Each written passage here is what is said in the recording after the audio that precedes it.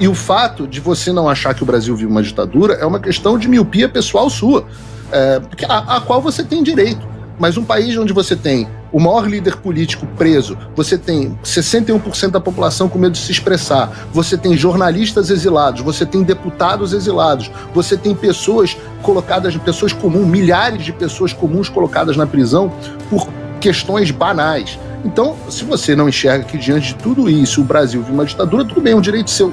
Bem-vindo ao canal. Sou Davi Luiz e hoje vamos analisar a Lei Magnitsky, sanções internacionais e possíveis impactos no Brasil.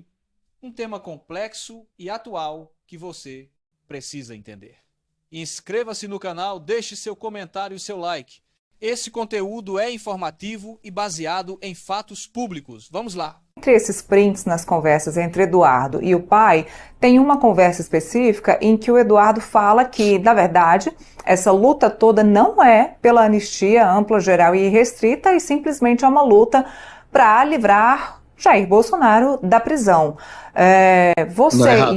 Então, é isso que eu ia te perguntar. Leia o diálogo, por favor. Nós lemos, inclusive se a produção quiser colocar... Não, mas leia aqui no ar, por favor. Sim, podemos fazer isso agora, só que houve essa mensagem e o que eu queria entender é isso. Não houve. Está explicado, não houve. Se você ler a mensagem aqui no ar, eu vou explicar para você. Essa é a sua interpretação de uma mensagem que não diz isso. Pelo contrário, os diálogos no tempo inteiro mostram que o Eduardo está brigando por uma anistia mais ampla do que a que o pai, naquele momento, estava disposto a aceitar. Entendi, porque na mensagem... É isso que os diálogos mostram. É isso, ótimo, obviamente... Lê aqui, por favor.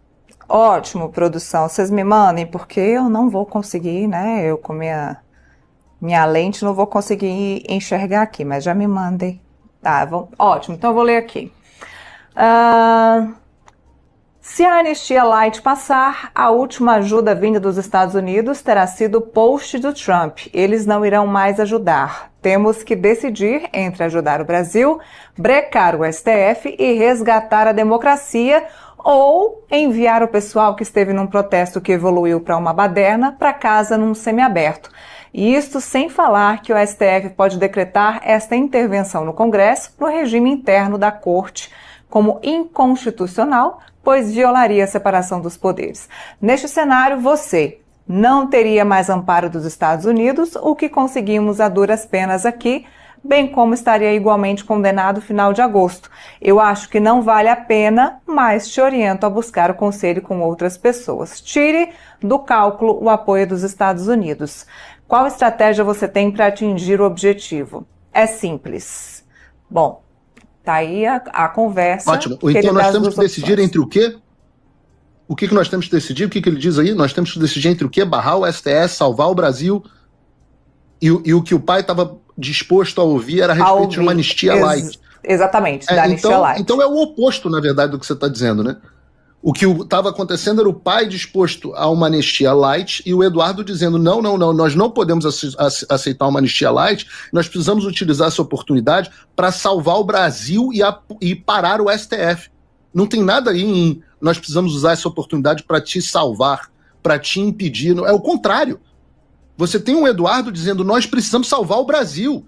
Não adianta salvar meia dúzia de indivíduos. Ora, o que estava sendo proposto naquele momento nos bastidores? Uma anistia, que não era anistia, chamada de anistia light, era uma redução de penas para pessoas e envio delas do pessoal do 8 de janeiro para o semiaberto. A habilidade do presidente Bolsonaro apelar ao pleno do Supremo Tribunal Federal. E a gente dizia, não, esperem, porque virão as consequências para o Brasil e nós teremos uma posição muito melhor de negociação. Porque essa é a oportunidade e é a última oportunidade que nós teremos de salvar o Brasil. É a última. O que os Estados Unidos estão nos dando é a última oportunidade antes de nós termos um sistema de poder completamente consolidado, como é o sistema da Venezuela. Aí, meu amigo, o próximo caminho só funciona botando destroyer na costa brasileira, porque do resto não vai funcionar.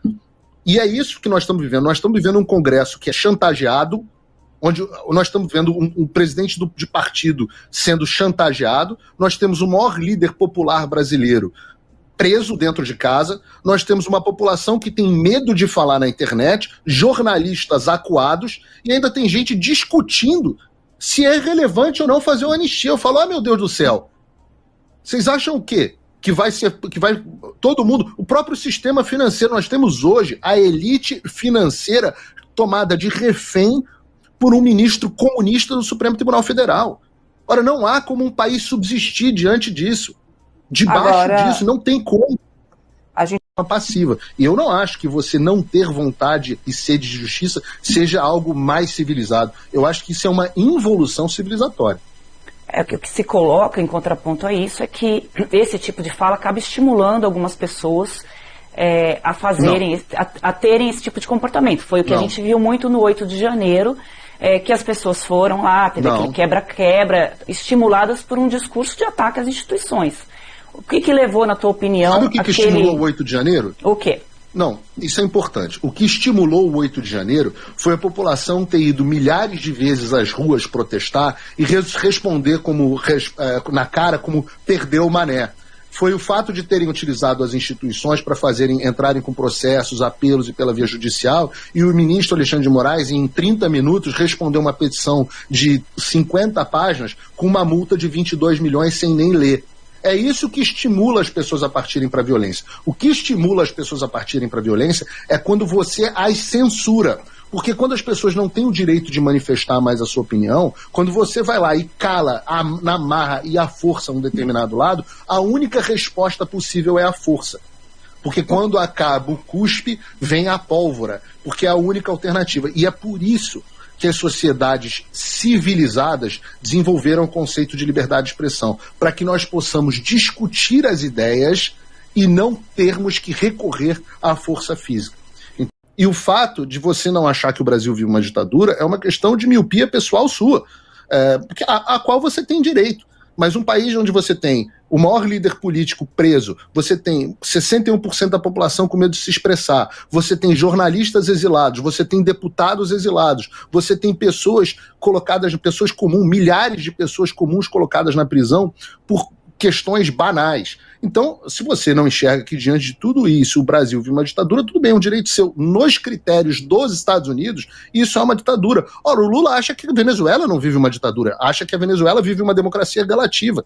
Então, cada um tem a sua visão, né? Tem o direito da sua própria visão. Mas e vocês lutam pela discordância. Vocês lutam pela discordância, não pelo pensamento único. Até o fim que você... Ô, Paulo, eu queria só que você explicasse... Você tem o direito de pensar isso. Que bom. Sabe qual é a diferença? Eu queria só que você explicasse por que é uma ditadura. Vamos comparar, né, com o período que o país viveu. Não, vamos comparar. São 2 pontos aqui. Tá. O país viveu uma ditadura, ocorreu uma anistia ampla, geral e restrita, né, que o seu avô ali conduziu, mas e essa anistia foi muito criticada, muito ironizada e muito debochada pelo Jair Bolsonaro durante toda a vida. Né, o Bolsonaro sempre foi crítico a esse acordo da anistia nos discursos que ele fez. Então, utilizar esse discurso da anistia para agora, e aí só colocando um outro contexto, né, os presos que foram anistiados foram ali condenados por juntas militares, agora é uma condenação por um processo democrático de ministros que, inclusive, vocês, né, o governo do Jair Bolsonaro colocou 2 ministros ali. Então, eu só estou colocando o contexto, não estou aqui dando opinião de um lado para o outro, eu só estou colocando o que a gente tem de provocação. Não, eu não estou dando opinião, quero ouvir a tua opinião. Assim, eu dou com o maior prazer. Qual é a sua pergunta? Fazer contraponto não é opinar, Paulo. Vamos aqui, né, colocar aqui as coisas do ponto de vista que vocês defendem, que é da liberdade de manifestação. O meu ponto aqui Mas eu defendo que você tem opinião, não tem opinião não, querida. Não, a minha pergunta tem opinião, é bom morrer pelo seu direito de manifestar sua opinião no ar. A minha pergunta aqui é com relação à anistia. Se não é incoerente um ponto que sempre foi criticado, né, pela extrema-direita, pelo Bolsonaro, sempre foi ironizado ali, sempre fez chacota com relação aos anistiados, agora ser o mesmo instrumento que se quer utilizar nessa circunstância de um julgamento que está sendo dado por vias democráticas, que são ministros que foram indicados pelos presidentes da República, inclusive pelo Bolsonaro. Tá. vamos lá, eu acho, eu vou morrer pelo seu direito de ter a sua opinião. A diferença entre a sua opinião e a minha opinião, pois é que você talvez não tenha tanto apego assim à minha opinião. Vou te explicar por quê. Eu estou há 2 anos e 9 meses com todas as minhas redes sociais bloqueadas pelo ministro Alexandre de Moraes. Eu não posso começar uma live antes de sofrer um bloqueio automático pelo YouTube no Brasil, pelo ministro Alexandre de Moraes. Todas as minhas postagens das minhas redes sociais, tinham milhões de pessoas, foram bloqueadas pelo ministro Alexandre de Moraes. E eu não sou o único. Há vários outros jornalistas que passaram por esse mesmo problema. Então é importante que a gente tenha esse apego pela liberdade de expressão, inclusive para as pessoas que discordam da gente. Eu tenho. Eu certamente vou brigar para sempre que você possa dizer as suas coisas, dizer que o Brasil não é uma ditadura e a gente tem esse tipo de debate. A resposta à pergunta que você me fez especificamente eu não sei qual é a opinião do presidente Bolsonaro a respeito da anistia de 1979. Ele pode perfeitamente estar errado. Eu sei qual era a opinião do meu avô e sei qual é a minha opinião, eu posso responder por elas. Eu acho que a anistia de 1979 pacificou o Brasil por mais de 30 anos e foi extremamente bem sucedida. Eu acho que o caminho que a sociedade civil resolveu tomar depois disso tem a ver com a autodeterminação do povo brasileiro. Mas acho que a anistia de 1979 foi extremamente bem sucedida. Agora, se você for olhar o que nós tivemos, né, de 1964 a 1985, nós tivemos aproximadamente aí quantos mortos e desaparecidos. E veja o caminho que nós estamos seguindo no Brasil hoje. Nós estamos num caminho muito pior. E eu digo a você, se eu tivesse, provavelmente, em 1968, é difícil a gente fazer esse exercício anacrônico, né? Mas se eu tivesse em 1968, pela minha visão tão forte pela liberdade, talvez eu estivesse do outro lado. Então, nós não queremos que o Brasil caminhe para essa direção.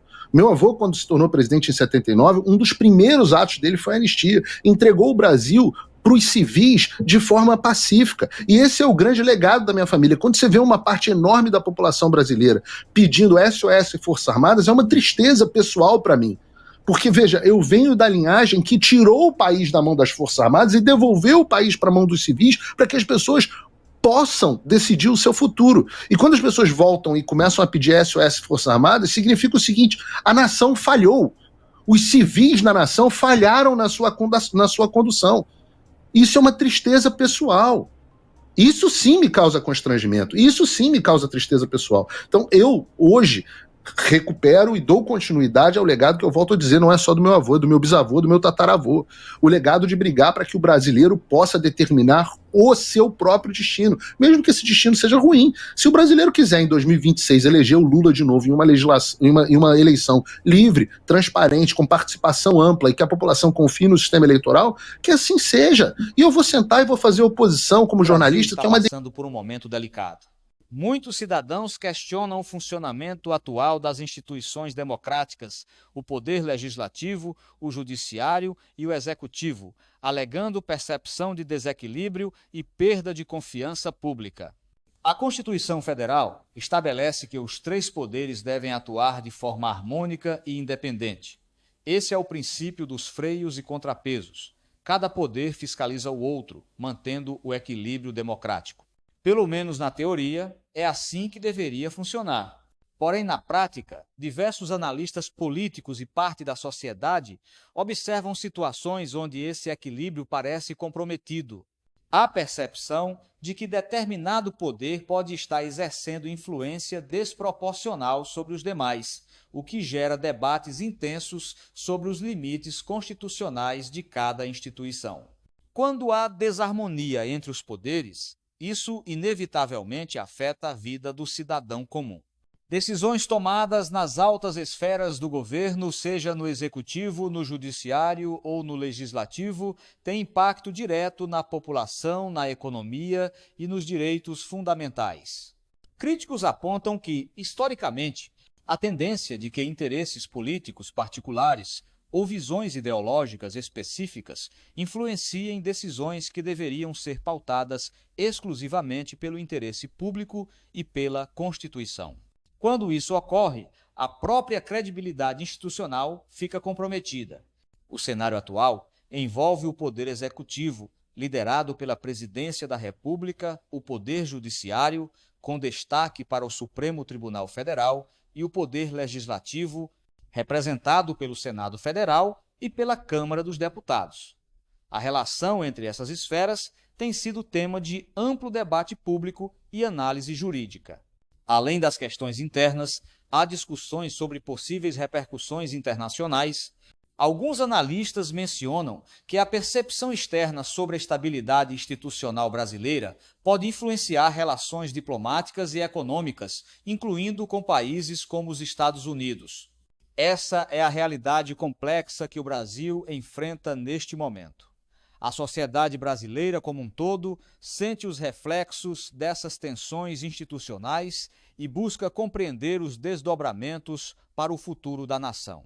Se você quer acompanhar análises aprofundadas sobre o cenário político brasileiro, inscreva-se no canal. Deixe seu comentário com sua opinião sobre esse tema crucial e, se o conteúdo foi relevante, deixe seu like para apoiar esse trabalho independente. Até o próximo vídeo.